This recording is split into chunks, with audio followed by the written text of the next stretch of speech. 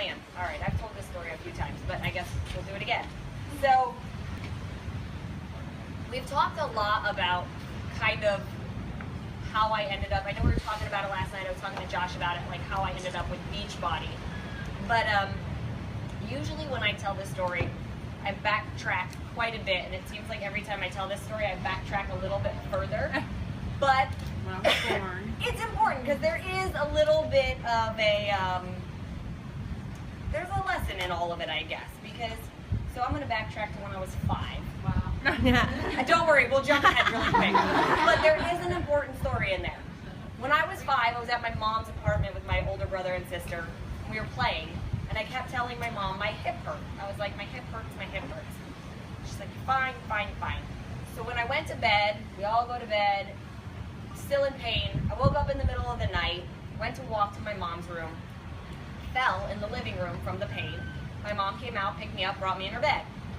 We get up the next morning, and my brother and sister are getting ready to go to school, and my mom's like, Autumn, come on, you gotta get up, you gotta get up. And I was like, my hip hurts, my hip hurts. She thought I was just kind of like, not faking it, but she didn't think it was that big of a deal until I went to get out of bed. And I stepped out of bed and I collapsed on the floor, screaming bloody murder and pain. And my mom was like, oh shit, something's wrong. Called my dad and was like, I'm rushing her to the hospital, meet us there. So we lived in Ohio, they rushed me to Rainbow's Babies and Children. I couldn't sit in the car, I had to lay down because just to sit was too much pain on my hip. I was in the hospital for a week. They ran every test humanly possible on me to try to figure out what was wrong. I mean, needles in my thigh like this big. They were like, is it a flesh-eating bacteria inside her body, eating the muscle? Like, no idea. Every test possible. Remember that to a T. It was Christmas. Santa brought me lifesavers. It was great. And I got a lot of coloring books. Never figured out what was wrong with me. They sent me home a week later on crutches, and it just got better. But they told my parents, they're like, look, she might never walk again. That was the first thing they said. And I did. And they were like, but she really shouldn't do like sports because since we don't know what caused it, we don't know what could cause it to start back up again. So even though my dad would like let us, like, you know, I was allowed to go play and everything, it wasn't like I was kept in a box, but I wanted to dance. And he was like, no, you can't dance. We don't know what's wrong with your hip. And I wanted to take gymnastics. And it was like, no, you can't take gymnastics. We don't know what was wrong with your hip. And after about 7 years of begging, I was in 8th grade and he finally let me sign up for dance classes because it was like, okay, clearly nothing's wrong with you, you're fine. So it wasn't until I was 14 that I actually got to start dancing, and that's all I ever wanted to do was be a dancer. So I started late, so it was the first time I guess ever in my life that I had to deal with that setback of like fighting my way to get to do what I wanted to do. And starting late, so being behind the 8 ball of everybody else that was in that dance class who had been dancing for 7 years already. And I was like, but I want to do what they're doing and I want to compete, so I had to work a little bit harder to get myself up to their level. And I feel like that's kind of how my whole life has been. It's been 2 steps forward, 3 steps back to get to where I'm going. I wanted to be a dance major, so auditioned, did not get into my top choices because again, I was behind the 8 ball in terms of ballet and everything else, and that was the strong point of what you needed to be able to do when you went to college. So it's okay, I went to a smaller performing arts school, and I was just telling Hillary and some of them earlier when I got here this morning, like I had awesome dance teachers growing up that were nothing but motivational, positive reinforcement right up until I got to college. And my ballet master was a bastard, for lack of a better word. He was brutal to me. This is like the epitome of somebody who puts you down on a daily basis and tells you you're not good enough, you'll never amount to anything. Ended up injuring myself in college, bulging disc in my lower spine, so it was another one of those setbacks where it was like, okay, well I went to college to be a dancer. And in my senior year, they're like, the doctor was like, if you keep dancing, you're gonna end up in back surgery at 20 years old and you'll probably never dance again. So it was like either finish my dance degree and risk back surgery, or not finish my dance degree and try to figure out what the hell to do with my life because I was gonna be a dancer. I picked the latter. I was like, okay, I gotta figure out what else I'm gonna do with my life. So I left school for a semester. I went back. I thought about being a physical therapist. That wasn't going the way I wanted it to. I left again, and I was like, I'm just not finishing. Like, I don't know what I want to do, and I'm not spending $30,000 a year trying to figure it out. I'm going to go figure it out, and then I'll go back if I need to go back. So I moved to California. At the time, I moved in with my mom. Most people don't know, I actually don't talk to my mom anymore. I haven't talked to my mom in about 4 years. But at the time, I was still talking to her. I moved in with her. That lasted for about 8 weeks. And I was like, this is not working. So I went back to St. Louis. So again, it was like a step, 2 steps forward. I got to California, that's where I wanted to be. But my living situation wasn't working out, and I couldn't afford to be living on my own yet. So I went back. I went back to St. Louis again. And I was like, I'm just going to save for a year.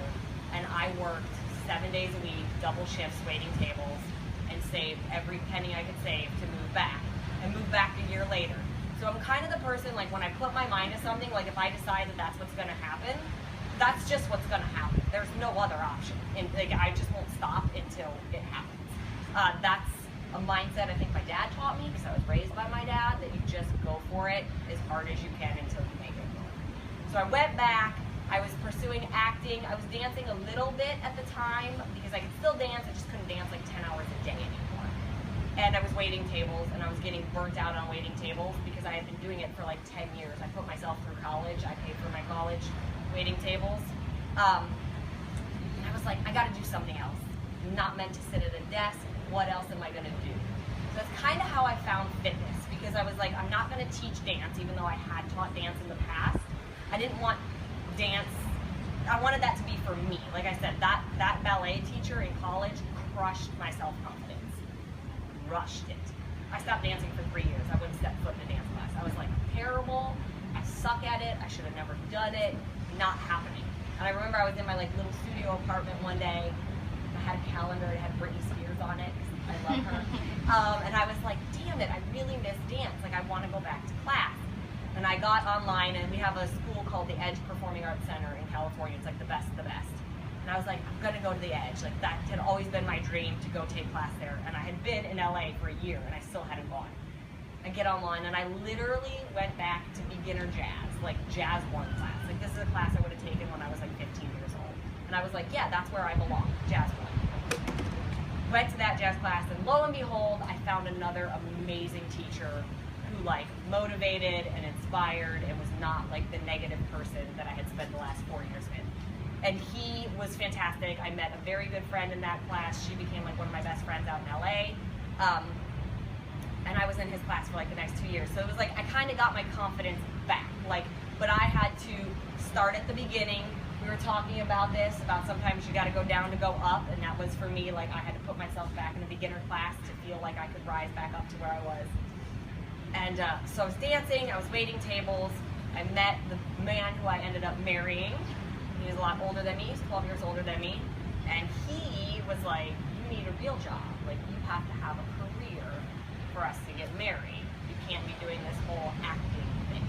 And I was like, I was young, I was impressionable, so I was like, okay. So I gave up everything I wanted to do. Like the dancing, the acting, and I was like, I gotta have a real job. I actually went and became an assistant for a casting director for like 3 months. Most miserable 3 months of my life. So while I was being a casting director or assisting that, I was like, what else am I going to do? This is not going to come. Like, I will hate life. So I started researching personal training certifications. I ended up going with the National Academy of Sports Medicine, and 3 months later, I had my certification, and I was like, I'm quitting this job. There's no way I can do this. This is miserable. I'm going to be a trainer. And he was like, okay, but there were still stipulations. He's like, I don't want you working in a gym, so like in home training, because he didn't want me working with guys. So I was like, that's fine. So I found a company. Actually, I've always had a passion of working with kids too, and this company did a lot with women and a lot with kids. So I was doing in-home training, working with women, working with kids, loved it. Learned a ton over the 3 years that I was with them. Went on to get more certifications, became a specialist in pre and postnatal fitness. Throughout that, I had my son, and along the way, my husband was like, he wasn't happy at his job. He wanted to switch companies. And he ended up applying to be a manager for Equinox, and he got hired as a manager for Equinox, but he got hired for a management position in Dallas, Texas. And he's like, what do you feel about moving? And I was like, well, all right. My mom lived in Dallas. We were still talking at the time. I was like, maybe this is just what we're supposed to do. Like, we can have a little bit better family life out there, you know, because it's cost of living's way less. So I was like, okay, I agreed to it. And I remember, like, we packed up the apartment, and I was standing in my apartment sobbing. And I was like, I cannot believe we're leaving LA. Like, this is horrible. We moved, and I cried every single day we were there. And my mother was no help. That's all I'll say about that. We were there for 5 weeks, and my husband came home from work one day, and I looked at him and I said, I'm going back with or without you. And I was like, at the time, I was on my own. I had my own personal training business in home that was doing very well when we left. And I was like, we've been gone for 5 weeks. If I don't go back now, I will lose everything I built. I was like, I'm out, and I'm taking Dominic with me. You can come, you can stay, I don't care, I'm going. And he's like, well, I'm gonna stay because you know, I have to have a job. And he's like, I'll wait, I'll get a transfer as fast as I can. Great, packed up the car and drove back the next day. And that was it, I was on my own, taking care of Dominic, hired a nanny, and went back to doing my business. So I was up at 4:30 every morning, and I would work 14-hour days. I would come home and see Dominic in between, and that's just what I did. And my husband came back 3 years later, and I had kind of started to have the idea for portion control a little bit, started bouncing ideas off of him. He was never big on me being an entrepreneur.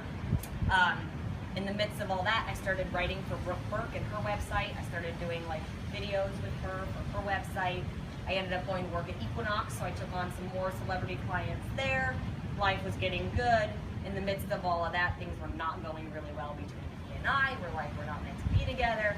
So we got divorced. So it was always this yin and this yang for me of like, things would be really good, but then there'd be this like really crap side happening at the same time.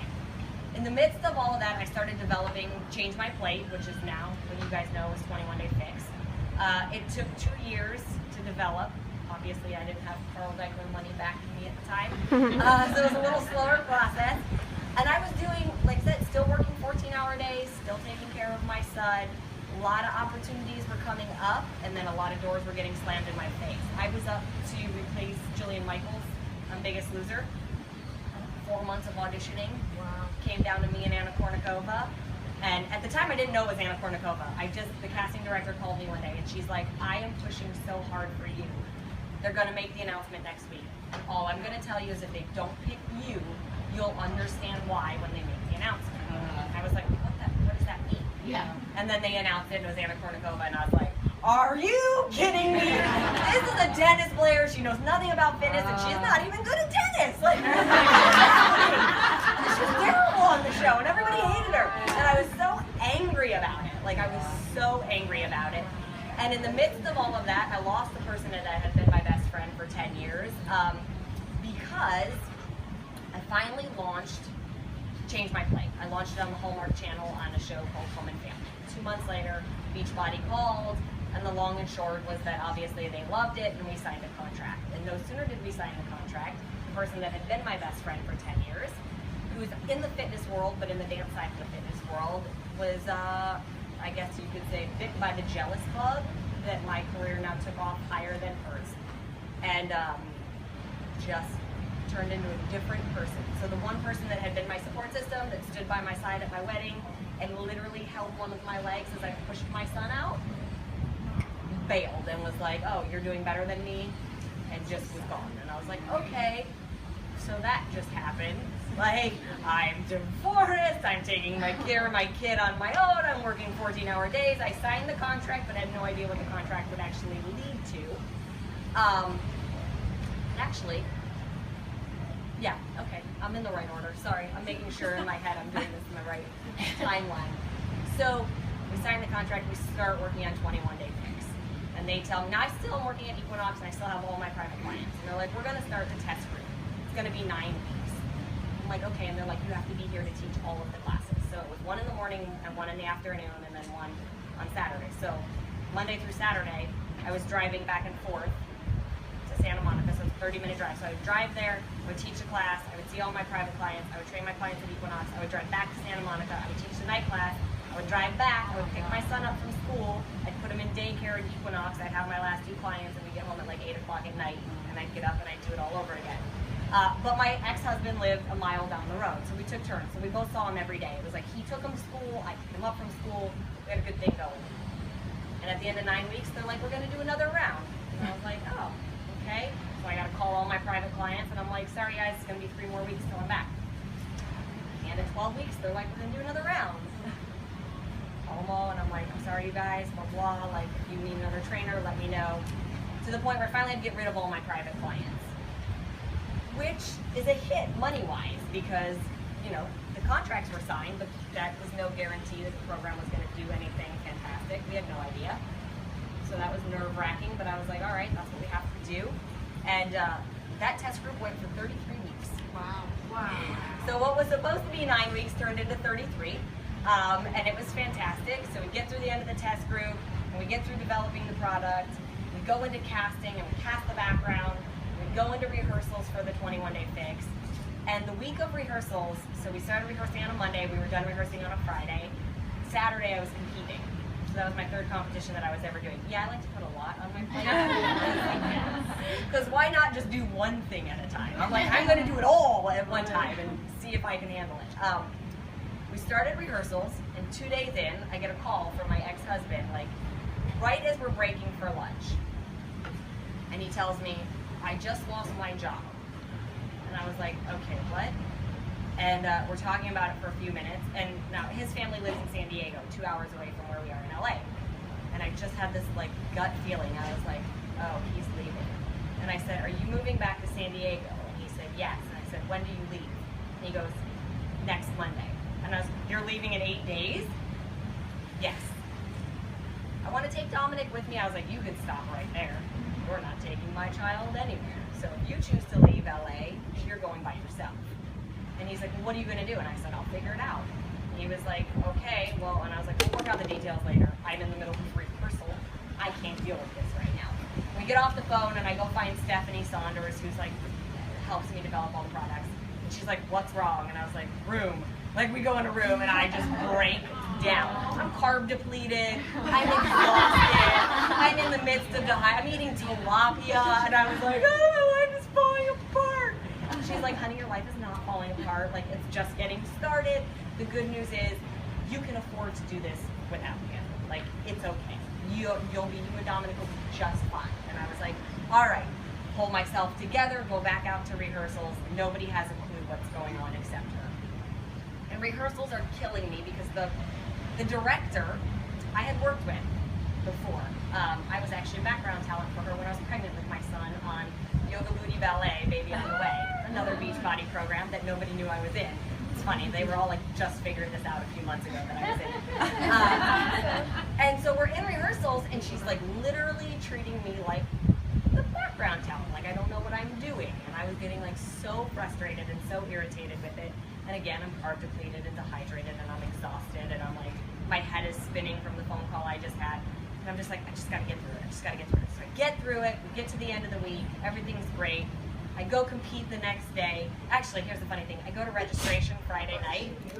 I had had my car for 5 weeks. I had just bought myself a new Mercedes. I had my car for 5 weeks. I go to registration, everything's great, register. I'm like, yes, I'm gonna go home, rehearsals are over, everything's great. And a motorcycle takes the front end of my car and keeps going. And I was like, come on! What is this happening right now? Whatever, car got fixed, I competed, I took 6th, it was great. I had 2 days off and we go into filming the DVDs. So we get on set for the first day and everybody's like, okay, everybody is there. I mean, everybody. Like, there's like 50 people on set. Carl's there. I'm like, can somebody put him in another room? Like, I don't want to look at Carl being like, okay, I hope I don't F up right now. Thank God he did. He went in the back room. It was great. So they're like, okay, Autumn, we're just going to like do this once and we'll see how it goes. And I'm like, great, let's go. And in my mind, it's no big deal. And in their mind, they're all like, oh, this is going to take all day. So they yell action.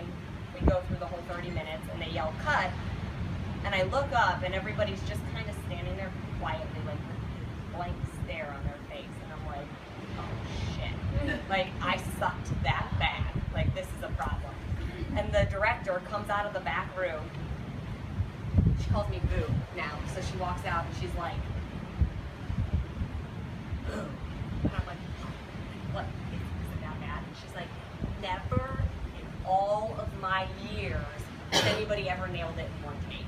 And I was like, yeah, victory, finally, right? And I was like, oh, all right, well, cool. You ready to go again? And she's like, yeah. And I'm like, all right, great. We sailed through all of the filming, and they're like, yay, it's in the can. That means your product's actually going to go through. And I was like, what do you mean? And they're like, oh, yeah, there's no guarantee your product will actually launch until the workouts are filmed. Oh, no. News to me. I assumed the day we signed the contract that my product was going to be launched. So that was like, I'm glad nobody told me that until after the fact. I was like, oh, no pressure or anything. Right. But we finished filming, and I had 6 months till it actually came out. We filmed in July. We announced to the coaches in September. So even then, it was like 3 months till we announced to you guys. And then it was another 3 months of waiting for it to come out. And it was like this huge nerve-wracking period of like, what is my life gonna be? Will it do well? Should I quit Equinox? Should I not quit Equinox? Like, do I try to get my private clients back? Like, just kind of limbo. And then obviously we launched, and we sold in 8 hours what they projected to sell for the week, and we sold in the week what they projected to sell in 2 months. And then you all hated me because we were on back order, as if I was shipping it from my garage. I have no control over it. What you guys don't know is that all those containers come from China, and the Chinese New Year had just started the day we launched. So that happened. So that's kind of the story on how I ended up here with you guys now. There's always, for me, it's always been like a series of unfortunate events that have led me right to where I'm supposed to. And it's only been in like the last 2 years that I can honestly say I recognize that, because any other time it would be like the woe is me, why is this happening, like when is it gonna get any better? Like there would be so many calls to my friend just sobbing on the phone and being like, I'm so tired, like when is it gonna happen? But I think it was interesting. We had, I don't know if any of you guys were at the Miami Super Saturday, like last year. Carl was up on stage and somebody asked him like who his influences were. And he went through like this list of people he had that were like awesome to him and that were all his like big influences and taught him and guided him and blah, blah, blah. So then I get on stage and they're like, what were yours? And I was like, ooh, my story's not the same. Mine was the exact opposite. Like mine was a bunch of people telling me you can't do it. Like mine was people telling me I was crazy when I moved to LA. Mine was the issues with my mom telling me I should marry a man with money. That would make me happy. And I was like, there will be a tell-all book, I'm sure, one day. But anyways, but I just always have people being like, you know, saying no, saying you're not good enough. And I just happen to have the personality, I think, that like, if you say you can't, and I'm like, oh, I'm gonna show you. I don't know if that's always a good attitude to have. Sometimes that's backfired. But yeah, that's just kind of how I am. So it led me here. There was a lot of falling. There was a lot of picking myself back up. But that's what you have to do, is you have to pick yourself back up. Like there will always be downfalls. It happens now. You know, everybody assumes that it's like sunshine and rainbows in my life 24/7, and it is more often than not. But there's still the not. You know, like I was dating somebody for a while, and then the timing wasn't right, and we broke up, and I was like in the midst of all of this 21-day fix extreme stuff, and all I wanted to do was sit on my couch and eat ice cream and cry. And I was like, hey, you can't do that because you have a kid to take care of and a job. And I was like, you know, that's just what you do. And we were saying it earlier that, you know, a lot of people want to use their excuses, or my life's too busy, or this is happening. There's always going to be something. Back in August 9th, I woke up and I had an email, and the email was from my high school sweetheart's mother, and I knew the second I saw her name on it that it was bad. We hadn't talked to him in like 10 years, 12 years, but the last I talked to him, he had a drug problem. He was just spiraling down a bad road. And when I saw her email, I was like, this is not good. I was like, one of two things. She's either going to say she saw my infomercial and congratulate me, or she's going to tell me he's dead. And all the email said was, can you call me? And I was like, he's dead. Sure enough, I called her, and he had died of a drug overdose 2 nights earlier. And even though I hadn't talked to him in 10 years. It was somebody that had been in my life for 8 years. She moved me into college. Like literally his mom picked me up from the airport and moved me into my dorm. That was a devastating blow. And I was on my way to Vancouver the next day. I literally had this battle of like, do I go to his funeral or do I go to the coach's event in Vancouver? And I was like, I mean, I debated it. I called Heather, I called Carl. I was like, I don't know what to do. And they're like, it's up to you. We'll totally understand if you want to go to the funeral. And I was like, you know what? As much as I want to go, that is my past. That was 10 years ago. And I sent flowers and I called and, you know, gave my condolences. But I was like, I got to move forward. And there's just something, you know, again, it's one of those things. It kicked me in the gut. It was like brutal for a couple weeks. It was like every day I would wake up and be like, he's dead. It's so crazy. But that's life, right? Like you said, you know, we all get knocked down, you pick yourself back up. So we do, and we enjoy these awesome moments that we get to have and appreciate that this is our job, if we can call it that. And we move forward. So that's my downer of a